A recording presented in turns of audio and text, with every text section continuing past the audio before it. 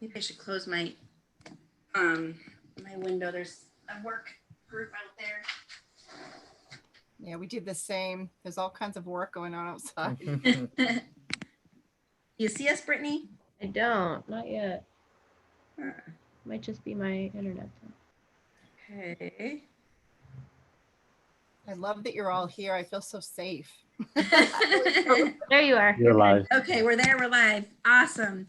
So we want to thank everybody for joining us again today.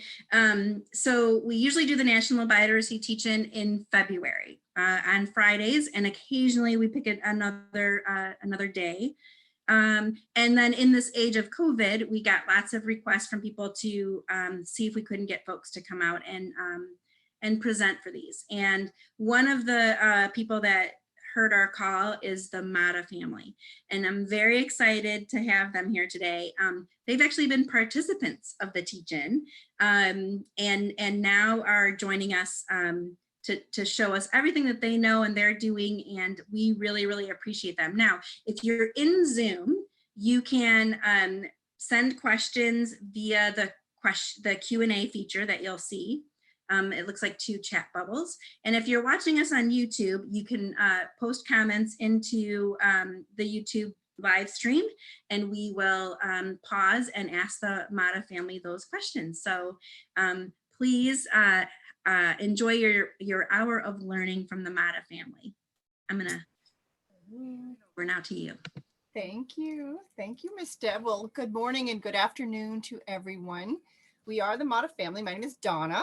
I'm Dave. I'm Hope. And I'm Faith. And so we are a homeschool family who has had the incredible pleasure of being participants, not presenters, but participants of the biodiversity teach-in for about 4 years now. We've loved it. So we've had the incredible opportunity given to us to present today.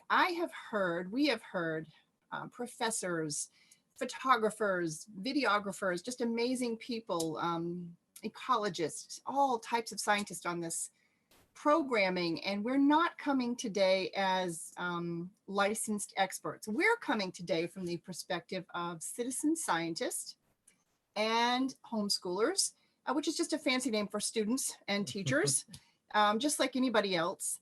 And we are concerned, interested citizens. So the main answer, the question to be answered is, what do you do with all this great information that's given to you by these great teachers?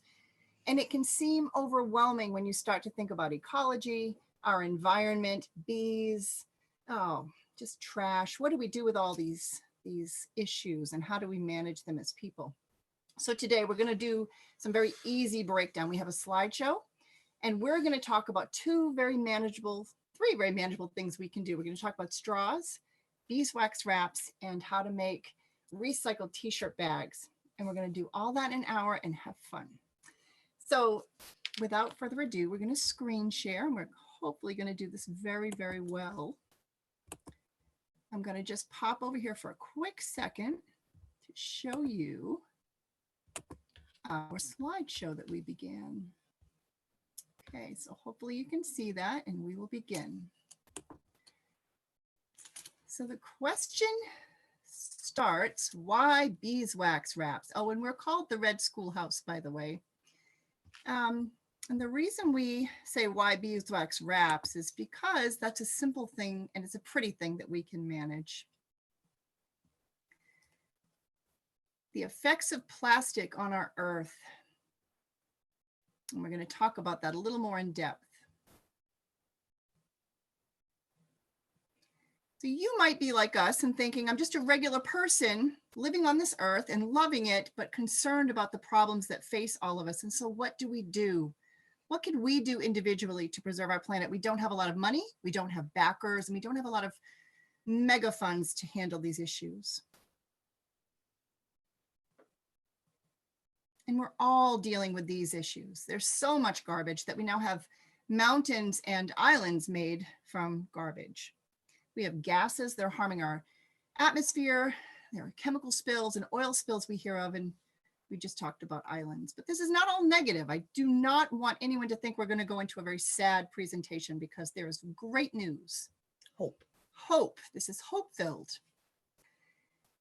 So here, if you can see, I love stones and beautiful crystals, and these are just kind of on a beautiful beach. And just like these stones are recharging in the sun, I think sometimes we need to take a minute and we need to recharge. We need to reevaluate where we are, assess our situation, and just take a deep breath and recharge. Here's where beeswax wraps come in. So this is a sad picture, but kind of a true picture. Pesticides and pollinators. Bees are certainly not our only pollinators, but they're the ones we tend to have a special heart for. But there are many birds. There are tons of types of bees. There are flies. There's tons. No one is specifically trying to eliminate bees through pesticide use. They're an unfortunate victim. And the fact that this little lady is wearing a gas mask, unfortunately can't happen, but probably should happen, because they're really being hurt by something called neonicotinoids, which is a very harmful chemical that's contained in those pesticides. And we'll talk a little bit about what you can do as a, we'll do it now. Actually, there's something called a no spray list that you can actually call your local electric company or gas line company to try to be placed on. And a no spray list means that you can ask, please do not spray pesticide near and around my home. So something to think about. And the reason they spray them is the power lines or the gas lines to remove the foliage. So they have a reason to do it. It's just right. It's not, that's a good point, Dave. It's not just pesticides. It's also defoliants, because they don't want to spend all that manpower and time out there to cut down all those bushes and weeds. So while we're trying to kill harmful pests that are hurting our crops or harmful crops that are in the way of our industry, there are some bystanders being harmed. 1 out of every 3 bites of food we eat is pollinated by bees. And honey is a magical food. It is an antibiotic, it's an antiviral, it's a healer.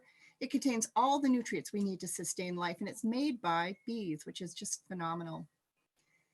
They do add more than $15 billion to our value of crops every year. In fact, bees are so important that there are a lot of IT people that are investigating ways to make robot bees that can kind of go around and do the pollinating in case something happens to our real bees, which we're really trying to save. Bees have been around for more than 80 billion years, but the population of bees plummeted by 87% in the 90s. And that kind of made us all say, what's happening? We need to really keep an eye on our friends. And thankfully now there is an Endangered Species Act, and we're grateful for that. So here's some things we can do. Natural pesticides or none at all. Natural pesticides include things like essential oils, cinnamon oil.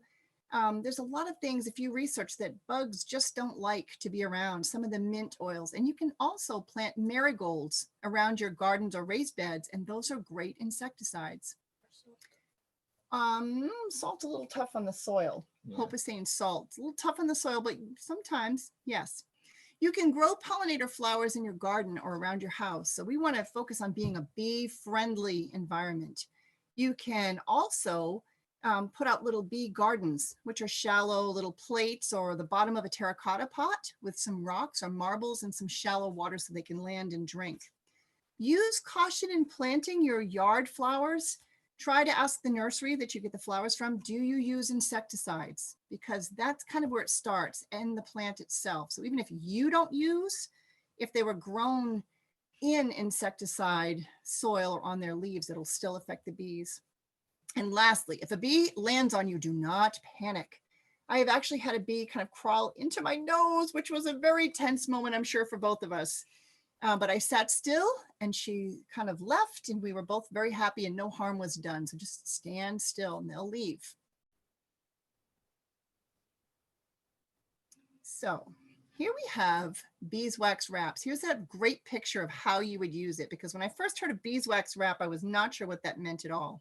We're going to show you how to make them, but it's really just cloth that's impregnated with beeswax, and it lasts for quite a while, believe it or not. We'll go over more of that in a moment. If anybody wants to take a screenshot of this and the next screen, that'd be a great idea. Here we have the ingredients. It's very simple. well, actually we're missing the cloth here, but you're going to use beeswax, and you want to try to get local if you can. There are a lot of apiarists, and an apiary is a place that raises bees. An apiarist is the person that does that, and they pride themselves on their local beeswax and honey. If you cannot get local honey, I'm sorry, beeswax, you are able to buy it online, but please make sure you buy cosmetic grade or food grade beeswax, because there's a difference. Sometimes they'll use a different grade for candles. And this powdery stuff in the middle is pine rosin. That's the same thing you would use on your violin strings, only this is in powdered form, and the rosin you buy is in a block form. This I did have to buy online, and I'll tell you more about that when I show you the ingredients. And in our last picture here, that is a little vial of jojoba oil, Jojoba. And again, you can buy that online. You can buy it organically sourced. Please make sure that you buy, they have food grade, but cosmetic grade is also good to use for these. Anything that goes on your food is going to go into your mouth. So think of it that way. And here's our directions. The color of your cloth, I thought you might need to use cloths that weren't heavily dyed, but I was instructed that is okay, as long as you wash them and rinse them and dry them first. You want to make sure there's no fire repellent on your cloth. But you should use cotton and not polyester, not linen. Linen is very absorbent, and polyester just, it's slidey and it feels strange. So you want 100% cotton, iron on a low heat. And this picture is slightly false because you would never directly iron your beeswax wrap. You need to use, in the bottom right-hand corner there, that is parchment paper. That's a great barrier between your heat source and your wax. It is heat proof, and it is not, like, it won't stick. Very, very good to iron over, and you're not going to get stuck or ruin your iron. We're going to do something a little different today. Our oven has been preheating. You can also make these in the oven at 225 degrees on a cookie sheet with parchment paper. Just keep checking it to make sure. Definitely check it so you don't end up with a, you want to be careful that your beeswax wrap fits into your pan that you use. You want to put a cookie sheet under it so that this does not drip in your oven and cause fire. Here's another great screenshot if you'd like to take it. If you go online, you can find recipes for this, but I found them to be much too much. For an 11 by 11 sheet, it actually had a tablespoon of everything, and that would be an outrageous amount. I agree with the tablespoon of grated beeswax, or you can also buy tiny pellets, but you only need about 5 pinches of pine rosin, and that might even be too much. And then for the jojoba oil, 5 to 8 drops really. For a bigger sheet, I'd say 8 drops. And there's your ingredients. So why don't we, well, we'll finish here and then we'll go on to making. This picture makes me very sad because you have a beautiful ocean, and then you have a trash mound, and you have some of the unfortunate result of that trash. So when this was taught to us by an incredible woman named Mary Stucklin through Berkshire Zero Waste Initiative, which I'll tell you more about in a moment, one of the best things she told us, and I loved it, was please do not start to feel guilty or panic. Do not feel guilty or start to feel panic, because this can be very sad information, and we can feel like, oh my gosh, I use plastic all the time. Of course we do. We have to. Everything comes in plastic, but slowly there are ways to prevent this. This is just a great visual to remember that we should try not to use it as much as possible. Giant accumulations of plastic called the Great Pacific Garbage Patch. 79,000 tons of discarded plastic, covering about 617,800 square miles. That is a gigantic space. There are 3 of those in the Pacific Ocean. So there have been studies that say it would take 67 ships 1 year to clean up less than 1% of the North Pacific. There is a lot of garbage out there. It's not just on the shore. This schematic kind of sums it up. There's one near California. There's one closer to Japan. And then there's one kind of in the middle. And And I've never been there. I've never physically seen these areas, but I have heard that they are heavy enough to stand on. So, I mean, they're deep. They're not just floating around on the surface. And I don't want to offend anyone with these pictures of animals, but I wanted to show some of the effects of this trash on our wildlife without being too graphic. Here you have a beautiful mallard who's caught up in a ring. These are 6-pack rings. If you ever throw those out in your recycling, please break the rings. This is actually a very common cause of a lot of animal injury. And down below, there's a seal who's caught up in a net. And here's kind of more of an example. These animals are so innocent. Again, humans are not trying to hurt animals, but animals find these items dropped in the wild. If you're walking on a hiking path, please trash in, trash out, don't leave, because the animals think that it's food. They just like the texture, or they like the sound, or they're attracted to the color, and they don't know not to eat that. And they end up in a mess. So as their stewards, we need to be mindful of that when we're in places. And here's a picture. If you look at it for a moment, it makes more, you can kind of focus with your eyes. Here is a mother feeding her baby, which she would always do. She always does this, and she's feeding the baby what she finds to be nutritious food. And a lot of that is microplastic. If you look in there, some of that may be natural food, but it looks like some of that is also microplastic. We just need to be so mindful, again, of these animals not having the cognitive means that we do at all to understand the difference between trash and food, for the most part.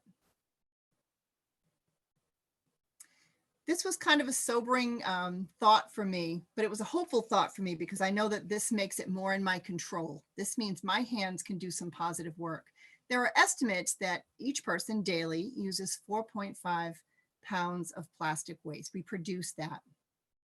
When you break it down like that, it makes, to me, it makes it much more manageable to say, okay, if I am generating 4.5 pounds of plastic waste per day, what can I do with some of that? Can I reuse my bottles for something? Can I, for instance, we just took plastic off of our chicken coop, which was over it all winter to protect them on 3 sides from the wind.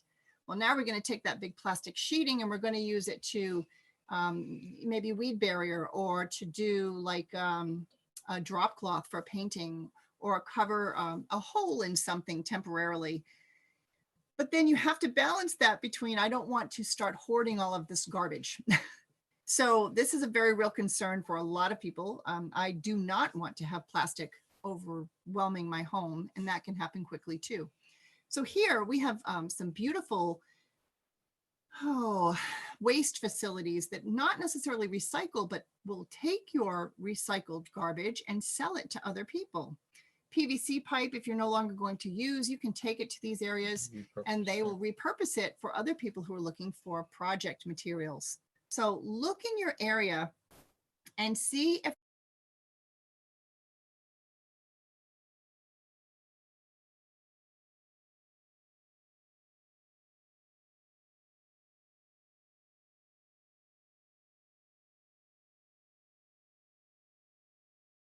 plastic bags need 20 years to break down, but do they really break down? They become microplastic.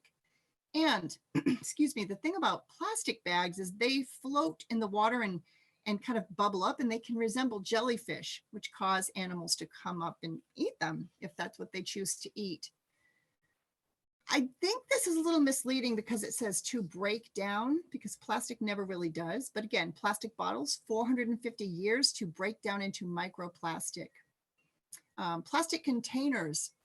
If you look online, octopuses are my favorite animals by far on the entire planet, and they will live in anything.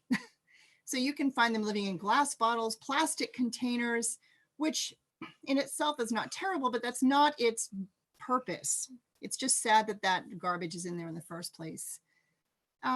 Fishing nets. Now, absolutely, fishermen need nets. And I guess it's not something that I'm that familiar with because I'm not a fisherman. So I don't really know how these nets are ending up there or what's happening. I imagine you must lose nets, but that's a definite concern because animals are caught in them so often. Not just fish, but other animals end up swimming through there and getting their necks caught. And bottle caps and bags float on the surface and look like food. I like this algorithm, excuse me, because it breaks down where everything goes.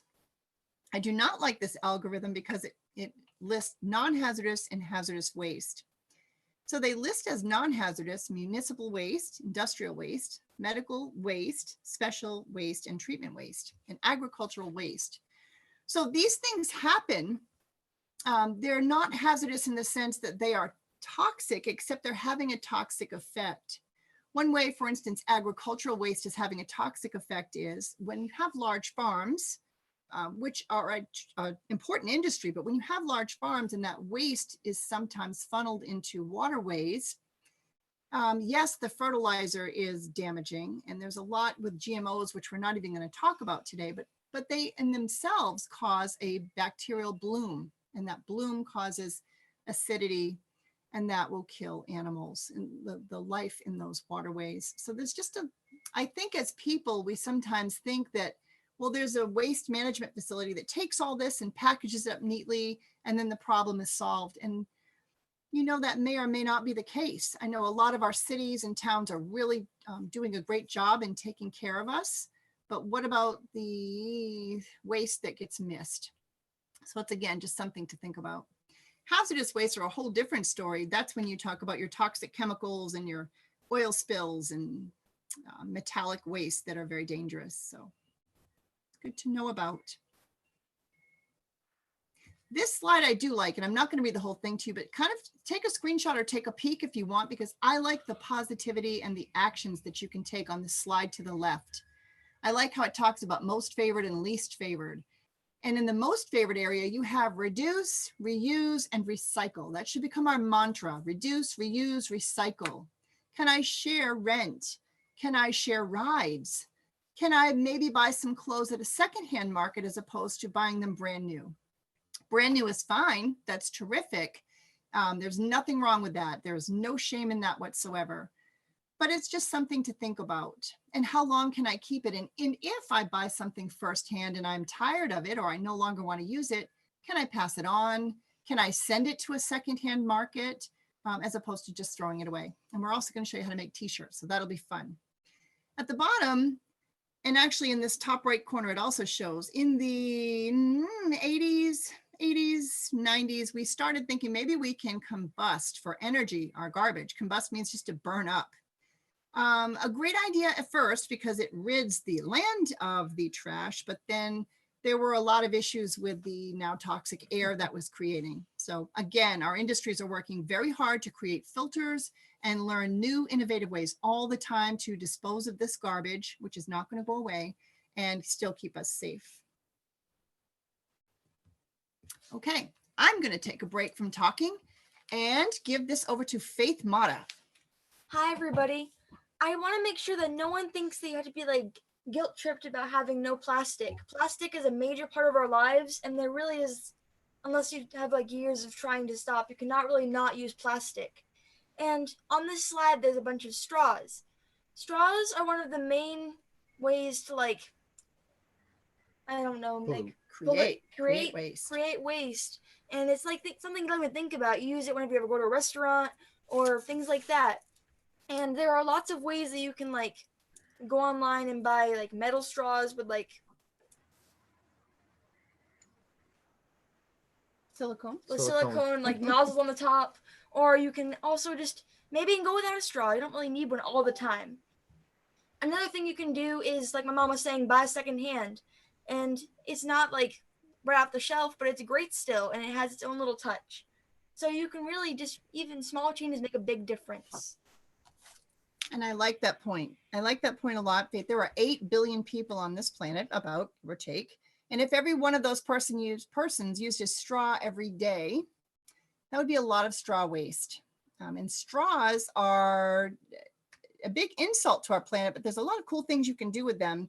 And it's very easy to stop using them as much. You guys have a couple questions if you're ready.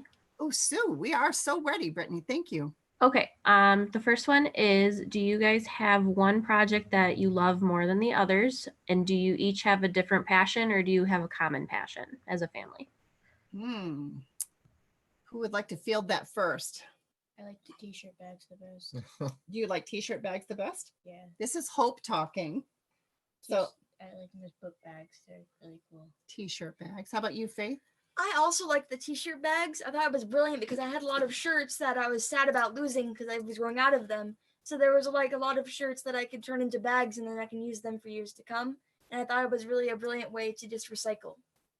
How about you, Dave? I like the beeswax wraps. I think they're easier than saran wrap or plastic wraps, and they're kind of cool because you can use a themed material. So I think that's the one I prefer personally. And I myself, Donna, love bees. Bees are my favorite project by far, to study them, to learn ways to keep them, and also gardening. We just had a beautiful raised bed put in by another cooperative group in our area called Seed Savers. And so thank you, Seed Savers. And they came to us with a beautiful raised bed and soil, and their whole goal is to help people plant gardens so they can be sustainable, which also helps our environment. So and my other favorite project is teaching. I love to teach people. And as far as passion, what do you guys think? Do we have one passion? I think there are so many passions and it's okay to have more than one too. I think that we all have our own different and like united passions. And I think you change. You get you do a project for a while, and then you change to something else, which I think keeps it fresh. And I think not getting burned out is the key. Don't get overwhelmed and don't bite off more than you can chew. Even with something good, you want to make small changes that last, as opposed to these great huge changes. I'm not going to use plastic for the rest of my life, and you do it for a week and then you can't continue and you feel like a failure, as opposed to little changes over the next 20-30 years that make a bigger impact. Good point.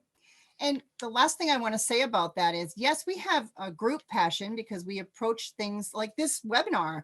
This day is a group project, but one person's passion was tech, so they really helped me with the tech, and my son too, who's not here.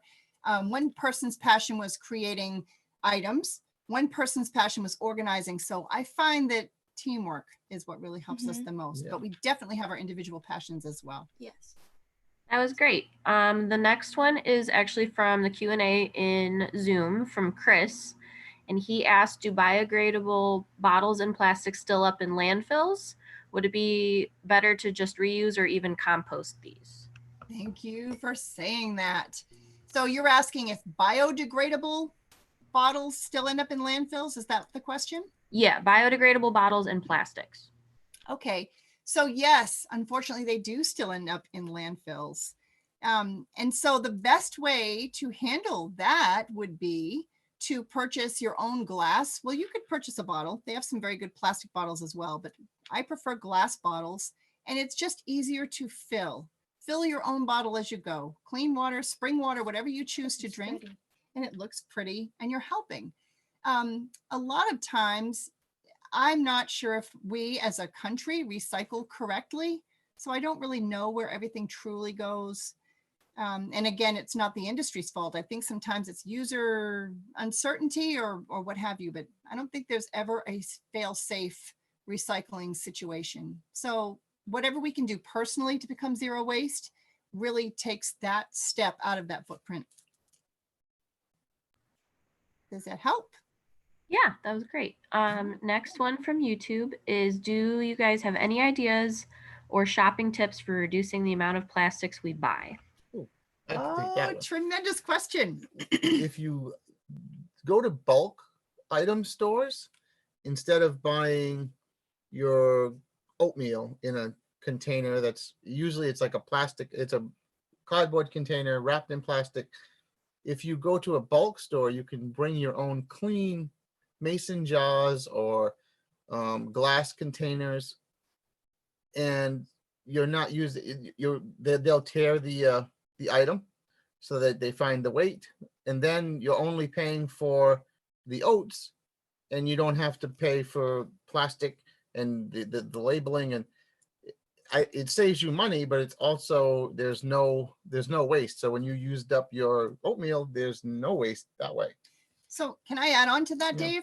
So we have a coalition here in our community, Northern Berkshire Community Coalition, and they have classes, workshops working on wellness. And we learned this through Mary Stuckland, through Berkshire's Zero Waste Initiative. Look in your area. I've even looked through Illinois to see if there are zero waste initiatives, and there are.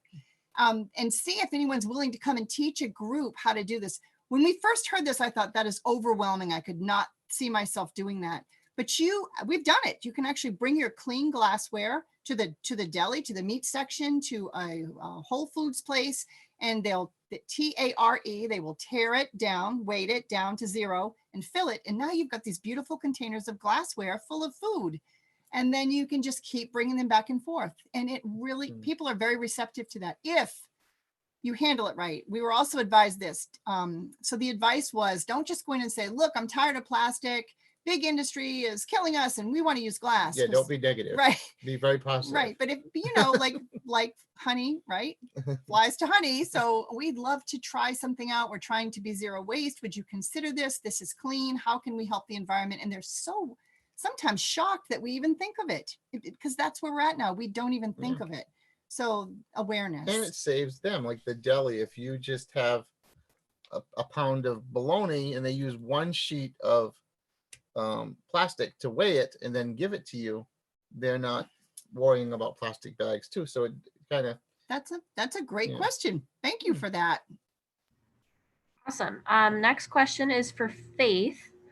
And the person on YouTube said, thank you for saying to not feel guilt tripped. It gets overwhelming sometimes. Do you have advice for staying positive? I think if you listen to like people talking about it, just don't listen to any of the negative things in that. And even if so, tell those people that they don't have to be negative about it either, in like a positive way. And there are lots of things like DIYs you can make out of like cardboard boxes or cereal containers, things like that. And you really, it is kind of like a negative thing. And if you think about it, oh my God, the world's going to end, things like that, it really can get you down. But the thing is just to like recycle and be happy about it. You don't have to be like a negative Nelly about it. focus on the solution as opposed to always the problem. Exactly. And know that you have power. Just empower yourself in that. Every step I take is a very positive step towards solving the problem. And that makes it doable. Yeah, great questions. Next one is for Donna, that you mentioned you like teaching. How else does your family share what you have learned? Okay, well, we are part of 4-H, which I cannot shout out enough about 4-H. They're all over the world, really, and they're amazing. So we're 4-H leaders. We teach STEAM, and we love it. We teach it right here in our community.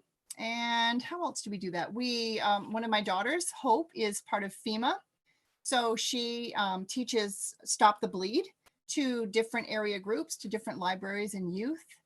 And the girls do visual presentations through 4-H every year. So a visual presentation is just that. You pick it's like a research paper that you get up and do a presentation on. So every year, with posters. Every year they'll do one of those. We run a writers group, so we like to teach in that aspect. Babysitting class. Babysitting class, we teach people first aid. And I am actually a nurse by trade, but now I'm a homeschool mom. So we do a lot of medical things. We like to teach a lot about soil saving and biodiversity. So what we do is we get out there and we ask, where is there a need? And then we find out how we can fill it, and teaching empowers us. That's great. Last one for now is, I love how you have instilled this in your children. I wonder if Hope or Faith could share how their parents help them develop their passion. So being homeschooled is great. There's a lot of, I think that it's really awesome to have your parents as your teachers, because they can teach you in a way that, well, not other teachers can, but like they know how to help specifically. And I think it's really awesome that like they can help with, like, if you have a problem or you need help, they can. And it's really like, I think it's good when they're like, they just never give up and they can help you. Like, sometimes I get stressed out and my mom's like the one who helps me, like, say like, this is not a big deal, we can get through this. So it's really awesome for your parents to help you. And I think that's nice. Thank you. That's good. Yeah. Props. How about you, Faith? What do you think? And I also think that not being negative was like a way that I learned to like recycle and be better like that, without having to like you have to recycle your whole life kind of thing. It was no stress. It was just like, this is a part of it. You got to be mindful about it because you want to have a future in like a healthy environment. So I think that's probably one of the things that they've helped me learn about, that kind of thing. And if I can just say real quick to that, as their teacher and their mom, I really don't say, this is what I love, you're going to do it. I say, okay, guys, what do you like? I've learned so much from them because they go on their tangents and I go with them and we just develop. We grow and learn together. That's great. That's all of your questions for now. All right, cool. Very good. Great questions, guys. All right, so now this is Hope. This is me. Yeah, go ahead. Hope. Okay. So, no plastic. What is this one about? Being realistic and Okay. feeling sad. So, being realistic. So, yes, there is a problem with plastic, and there are ways to fix it, but it's also something that you shouldn't get sad about or feel like I need to recycle, and if I don't, I'm terrible. I like recycle. There are a lot of things that you can do with recycling. Like, you don't have to exactly it gives something away or something. So if you have plastic, it's fine. You can do other things with it too. You don't have to just recycle it. So you can make cool objects, or you can use plastic straws to make bracelets. There's all these other things that you can do. So you don't have to and plastic's not a bad thing. It's just something that we need to keep an eye on to not have it expand more. So cutting back on plastic is good, but you don't have to cut plastic out of your entire life. Right. You can splurge on a spork at one point. There's no plastic shaming. Okay, so we're going to we're almost done with the video part of this with the slideshow, but we want to do some crafts. We're going to talk about t-shirt bags and obviously beeswax wraps. So Hope, do you want to do this slide also? Sure. So it takes 2,730 liters of water to make one cotton t-shirt. That's as much water as you drink in a 3-year period. So one t-shirt equals 3 years of you drinking bottles of water. Ways we can fix this is buying clothes at your local thrift shop, or hand-me-downs to save up on water. So if you have a shirt that you've outgrown from a growth spurt, it's fine. You can give it to your younger siblings, cousins, or you can give them to stores that other people will really like. And can I just jump in there for a second? When I first heard these numbers and when I first heard a webinar on this, I thought that is ridiculous. I had to research it for myself. Why would it take that much water to make one shirt? And lo and behold, I'm not an industrial clothes maker. It does take that much water. It takes a ton of water to make the dye, to grow the cotton, to make the dye, to do the screen printing. Just, it's incredible. Everything. It's incredible. So again, not bad. We need our clothes, but let's think recycle as we go. Here's another great picture of what we're going to be making very shortly, a beeswax wrap and our bee friend. And now really, I want to end this slideshow on a hugely hopeful note. First of all, you may really feel, this is Hope in the top right, like you are standing on the shore, staring out into this vast, what are we going to do? You may feel like, oh my gosh, I'm just one person. I feel so small.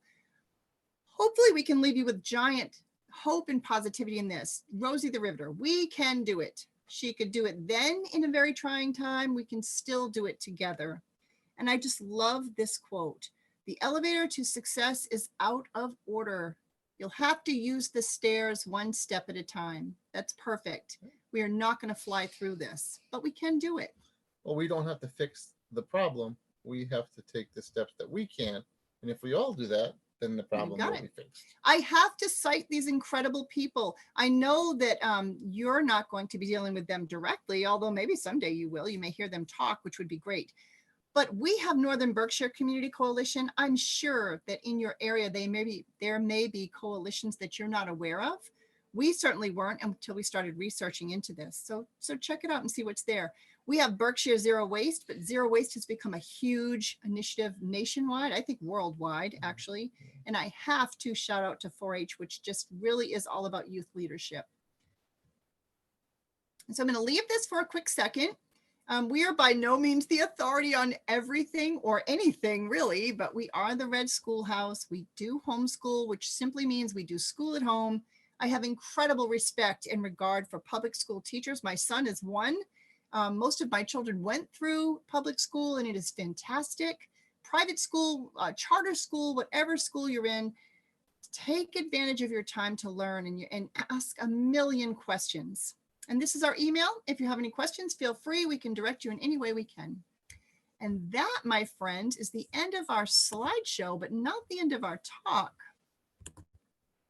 Because, let's see, am I going to be able to be big here? Well, I think you are. Okay, perfect. Because we now want to show you how to make these items, but I want to make sure that our screen is showing well enough, guys. Is that going to work now? Are we good? Yeah, you're the main screen. As long as you're talking, it'll be you. Perfect. So I want to show you the things that we have. And then can we start? I'm actually going to have to turn our screen down for a second too to show you the crafts. This is pine resin or rosin. We got this online. This was from Swiss Industries, but there are a million of them online. This is jojoba oil, and you can see that it is organic. Certified organic jojoba oil, also online. And this is our beeswax. There's just a tiny bit grated. We chose not to do the pellets, but I want to show you how pretty this is. This is local beeswax, and we've used a little bit of it, but it just smells so good. I don't know if any of you have ever used real beeswax. Oh my gosh, it smells heavenly. And look, it even says beeswax on it, and it's just gorgeous. So I suggest certified farms, local farms, to see if you can find organic. But All right. use what you can. Use what you can, exactly. So can I scoot by? Yes, you can. Okay, Let me guys, scooch a little. I want to do this so you can see my hands, because I think that's what's going to help you the most. That's good. How are we doing, guys? Can you see the screen well? Yes, I can see everything you're doing. Perfect. Cookie sheet. Very old. Don't look at that. This is parchment paper, and you're going to really want this because it's super heat resistant. And here is 100% cotton that has been washed already and dried. And if you can see the edges, I hope you can see that. They're pinked. They're crinkle cut. If you don't know what pinking shears are, these are pinking shears. They're special scissors, and they have that edge. And this keeps it from raveling, which is just nice. They work just like regular cloth scissors, except they sound cool. And you're just gonna, you don't even have to do this again, but I'm showing you how easy it is. This is how you pink the edges. If you don't, you just end up with threads, which actually can drag through your food, and that's not good. So here's your little piece cut off. Does not matter which side of this you use. I'm actually going to use the underside because It'll it's soak in. right, but it's going to impregnate into the cloth, so it'll be fine. Here is your beeswax right here. So there is, I took these out so you could see you really don't need them. You can guesstimate or guess a tablespoon. This is a tiny bit more, and I'm just going to spread it evenly across the entire wrap. I don't want clumps, and I'll tell you why. When you have clumps in this, you will end up with lumps in your wax, and that will then dry and then start to peel off again. So you want to try to keep it as diverse and spread out through your wrap as you can get it. These are so easy to make. Leave like an inch around. Leave an 3/4 to an inch border free from wax around the edge of your wrap, because when it starts to heat up, it's going to melt and spread out. Now here is your resin. This is also really sticky. So when you, and it's powdery, it's very powdery. So when you use it, just don't breathe, don't blow into it, or Breathe it up. if you sneeze, turn your head, because this will go all into your lungs, and you don't want that. But I'm just going to sprinkle it.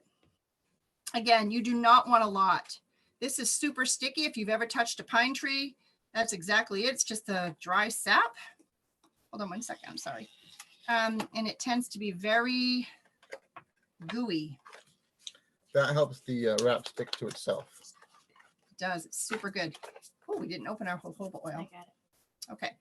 So Quick moment. the last thing we need is jojoba oil. Is there a dropper cap for that? Yes, there is. This is brand new. This is so exciting. Yeah. Okay, so just maybe 8 drops. Hope this is kind of a big one. Ooh, little tiny so drops. that, this is It doesn't- broken. It doesn't. Oh, our dropper. Oh, no, it's not. It's a weird dropper. It's not a dropper. Sure? It's a I think it is pourer. broken, but that's okay. It's fine. It will work. We'll just have to get another one. Okay, so we really have a bunch there, but that's weird. Okay. I don't think it is. I think Ah, that. it is, yeah. Oh, it is. That's okay. That's a bummer. All right, there you go. Improvise. We'll have to use it. Recycle. We'll have to recycle the This straws. is how homeschooling works. You just improvise on the fly. Go with it. Now, Hope is going to bring this over to the oven and stick it into the oven. It's already been heated for a while at 225. I guess you can go as high as 300. I don't recommend that because I just think that's too high and you might smoke. It might start to smoke and that's not what you want to happen. Okay, so here, I'm going to wipe up the spilled jojoba oil with my scraps. Reduce, reuse. And then while we're doing this, while we're waiting for that to happen, I want to show you what they're going to look like. I want to show, not yet. I want to show you finished wax wraps that we made. And then those will come over to us shortly. So if you can see, it's kind of so sad that you can't feel these yet. They're really stiff, but they are pliable. Does that make sense? And if I can find the one that has the lump of wax, which I'm sad about. These are nice. They're super sticky. And as you fold them, they, you see, they'll just kind of wrap around whatever, let's see. They will wrap around whatever you put them on. This one's a little big for this, Oh, this job. but it makes a nice little seal. So that's why you want to use the resin. You'll see recipes online to just use beeswax, but I don't think they're as sticky as the resin makes them. This one, you have to be so careful of this. We've used this a lot to cover cookies, but I'm going to hold it up close. You can see where the wax is kind of clumpy on there. You really don't want that. Well, you can reheat it too. You can reheat it and re-parchment paper it, and that's fine, but that tends to get in your food. Which makes me want to tell you, do not use these wax wraps on meat. You don't want to use them on protein foods. They're great for covering vegetables or pasta. You can use them with hot, like warm dishes. I wouldn't use hot because it'll melt the wax, Yeah. but warm. Cookies. You could put them over maybe potato salad if you brought it to a picnic, but I would not wrap meat or chicken or fish in these because that's just, they're not that impervious. You can only kind of wash them with cold water and mild detergent, but you can't really scrub them, use hot water. Like Right. you wouldn't want to wrap raw chicken with them. Yep. 'Cause- To clean these, right. I like to use vinegar a lot for cleaning. So I would just take a cloth and put a little bit of vinegar water and just wipe it down. You don't need to scrub it in the sink. In fact, you don't want to do that. And so you can surface clean these. And then these have lasted me a while. Actually, they're About 2 probably years about old. about a year old. We don't use them often, to be honest with you. This one we use a lot. This is a great alternative to plastic wrap, though. We use a lot of lids. You So can use them for sandwiches too, to wrap sandwiches with. It works really nice. okay, so while we're waiting for the oven to finish, Hope is going to show you the t-shirt bag, how to make that. I'll step away. This is an example of one. I just love this one. It says clean. I think it says clean. Oh, clean piece. This was a great t-shirt that I fell in love with. Oh, we actually, MCLA College has a day of service. This was one of those other teaching moments. So Hope and Faith got to teach how to make these bags at MCLA for the day of service. So I'm going to stop talking, scoot over. Okay, so this is the shirt we'll be using. I already pre-cut again, so it's gonna be fast, but I'll let's show you move guys this how it's down gonna for you. look. I think if it's out because the shirt's kind of tall. You think up? Yeah, probably. There you go. So this is the shirt. What you're gonna do, you're gonna make it kind of like a tank top. You're gonna cut off the sleeves and the neck and the bottom hem. Can you show us on the neck where to cut? Do you cut above or below So the you seam? want to go right below the seam right here, Let's see. that's like half an inch. Maybe even a little bit closer. There you go. I always do it far, but and then Yeah, that's helpful. you're gonna cut this piece off. Oh, right. Sometimes it's hard. Yeah. So it's gonna look like this. And then you're gonna cut off the sleeves and the bottom seam right here. Once you do that, You want to cut that? I can can't. help It's you. gonna take a long time. That's all right. Go Okay. quick. So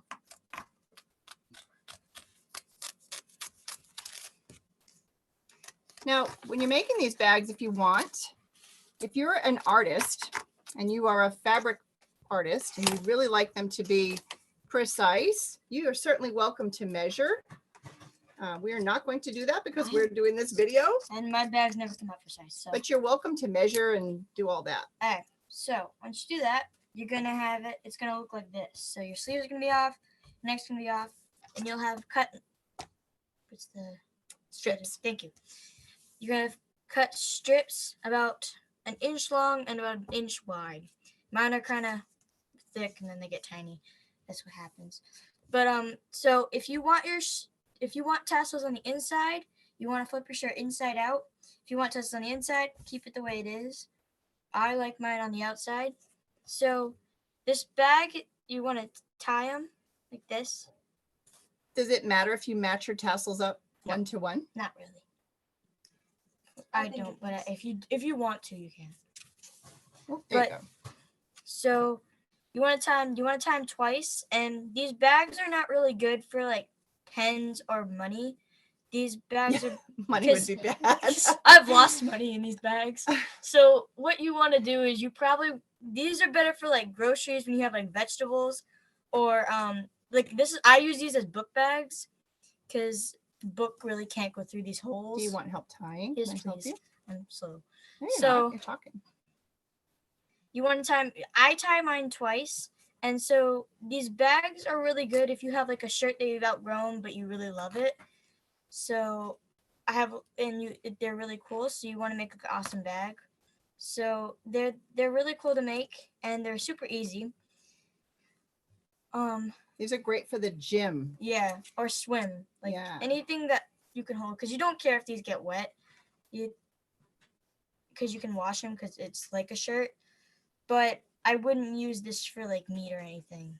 Yeah, that gets really well unless you Unless it was packaged. unless you could line it with something, which I don't really know what you could line it with. If you did plastic, it'd prohibit this. Oh, duct tape is a great idea. Duct tape would work, yeah. Okay. So once you've, My hands are so sticky. it's okay. So it's fine for now. So I in really cannot realistic, tie this. this would be completely tied, but we're talking, so no. So these sleeves, they don't have to be this thick. I kind of like mine this thick because I hold heavy books in them. So it's just easier for me to have them thick. And you want to be careful to have it so that it's not this long. So if it's this long, you might want to sew it right up to here. What do you mean this long? The sleeves. the because- hole? Yeah, because if you don't, the bag will get really stretchy because shirts are stretchy and everything will sag down and it's really hard to hold and there's a chance of it ripping. So I like to either sew up the ends and sometimes if you don't want to waste these straps, I usually will tie like a braid around this because I like one strap sometimes. Can we show that? So here's the bottom piece that you cut off. We don't have enough right now. Usually we do this as a group. But if you had 3 of these, you could braid it. It's still pretty stretchy, but you could braid it together so that it would not be, or maybe Yeah. you could even twist and tie it. Or if you had like 2 of these, you could just wrap them. So I usually just do it like this. So you take one sleeve, you put it through, you tie it. And make sure you tie it really, really good. Because this is going to have to last you. This is your load bearing knot. Yep. And then this side.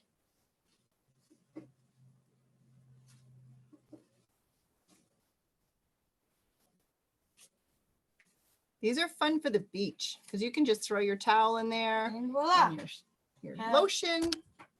And there's your recycled Big bag. And you have your choice. You can either use an old t-shirt, or these are really great. These are Voices for Recovery, which is a beautiful organization in our area, but anything that you really have a heart for. If you have a bunch of t-shirts, they donated these for us Or to anything make that these looks bags. cool. Yeah, if you Something have, you don't mind cutting. yep, and then there's your bag. So you have your option for a handle or these. This is kind of what your bag will look like with just the sleeves. I like it this way because then you can have if you need to, you can also have it as a double handle. Is that your favorite Awesome. way? Yeah. Okay. Alright. Yeah, Hopi. So I think that our beeswax wrap in the oven is done. Oh, but it's very hot. So we need. Dangerous. So we have a mat down. This is important to know. We have a glass covered table. Do not, and I know if there are adults watching, you know this, but if there are younger people, please remember not to put hot directly on your glass because that will be a nightmare. For everybody. Right. So we'll put you down again so you can see. I put a little extra. Yep. We ended up using a tiny bit extra wax, and I don't know if we have the paintbrush. Do we have that? Oh, we do. Yeah, it's right here. Oh, cool.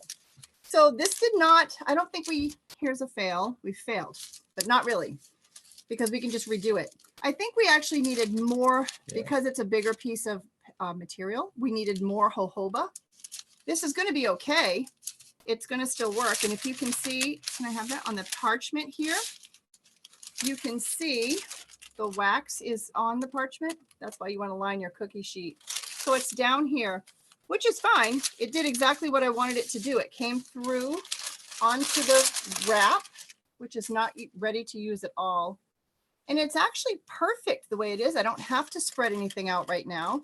I could if I wanted to try. When it's Maybe an a- iron, you have to spread it because it doesn't work so well. But maybe a little more. But what you Yeah. can't see on here is my wax ends. Remember that 1-inch barrier that I told you to leave, that 1-inch margin?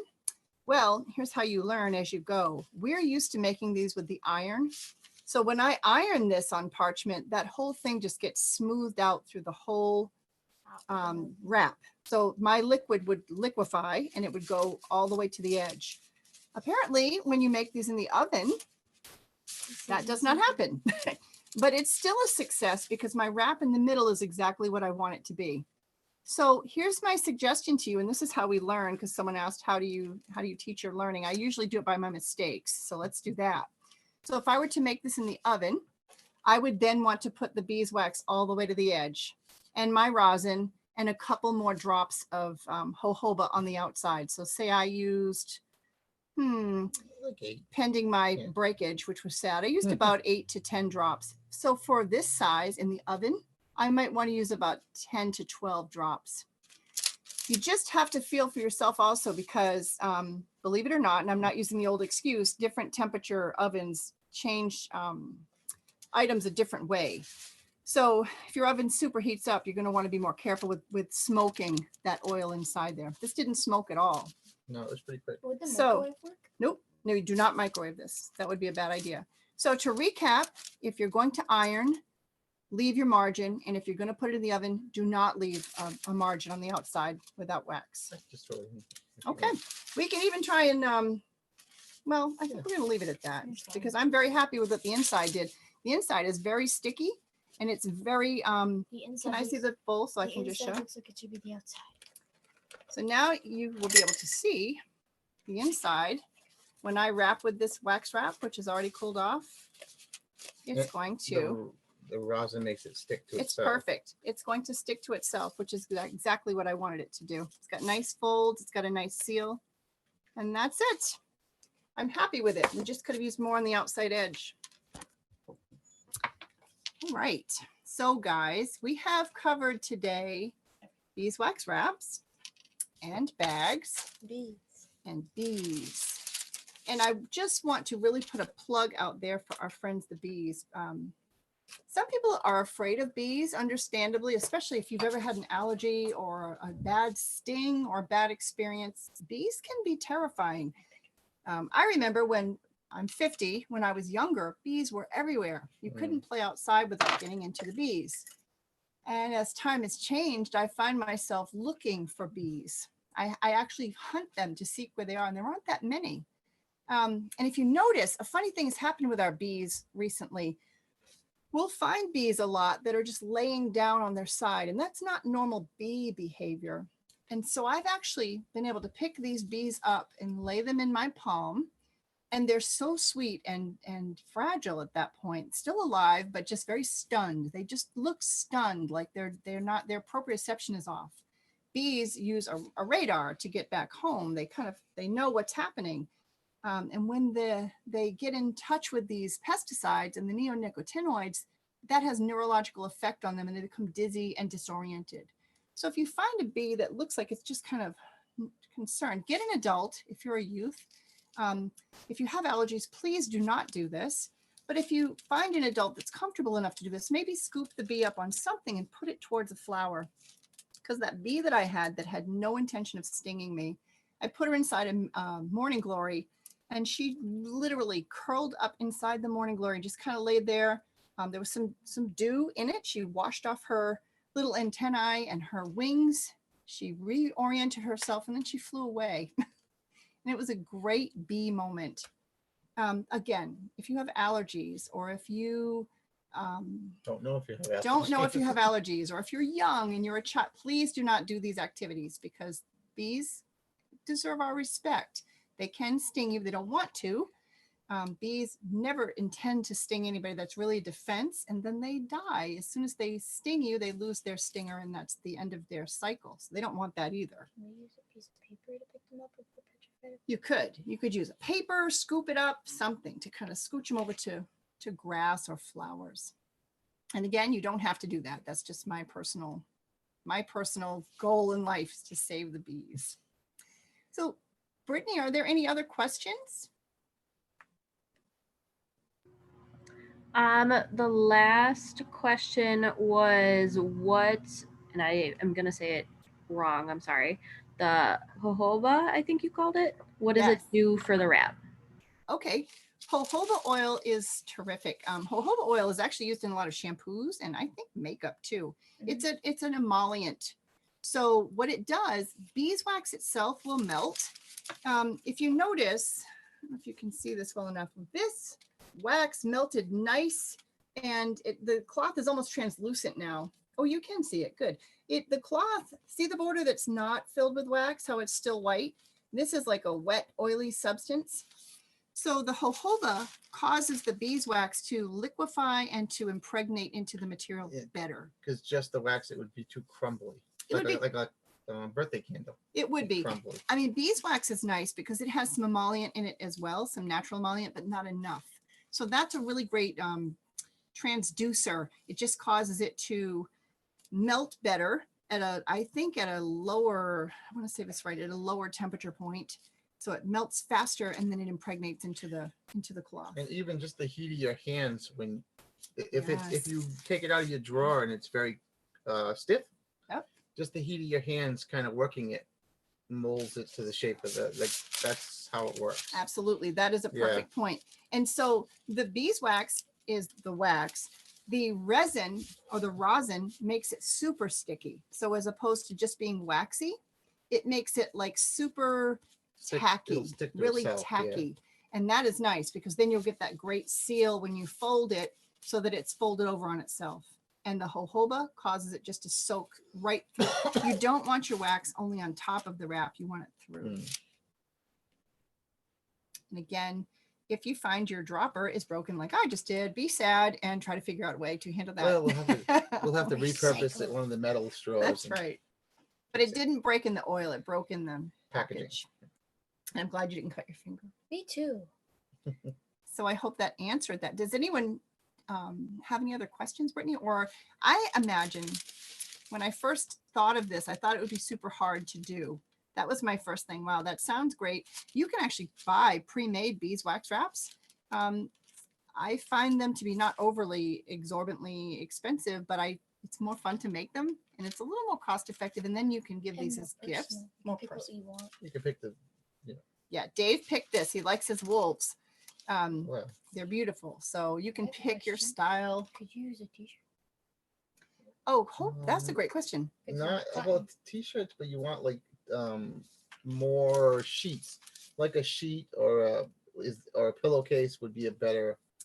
I don't know if everyone heard that. Hope's question was, can you use t-shirts, which would be great, except that I personally think, even if it's a cotton t-shirt, I think it would be too flimsy.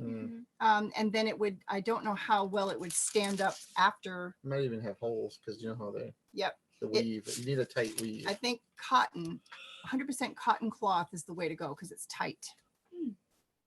So how'd we do, guys? Any other questions? You guys were awesome.